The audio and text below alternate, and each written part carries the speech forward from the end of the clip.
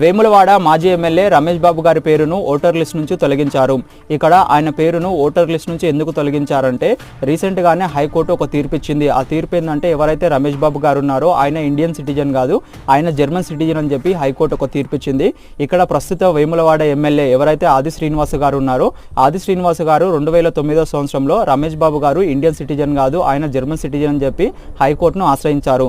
హైకోర్టును ఆశ్రయించిన తర్వాత ఇన్ని సంవత్సరాల తర్వాత హైకోర్టు నిజంగానే రమేష్ బాబు గారు ఇండియన్ సిటిజన్ కాదు, జర్మన్ సిటిజన్ అని చెప్పి ఒక తీర్పు ఇచ్చింది.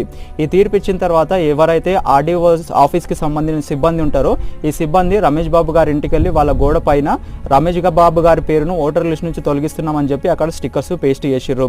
ఇక్కడ రమేష్ బాబు గారి నుంచి కూడా ఎలాంటి అభ్యంతరాలు రాకపోవడంతో హైకోర్టు ఇలాంటి తీర్పు ఇచ్చింది.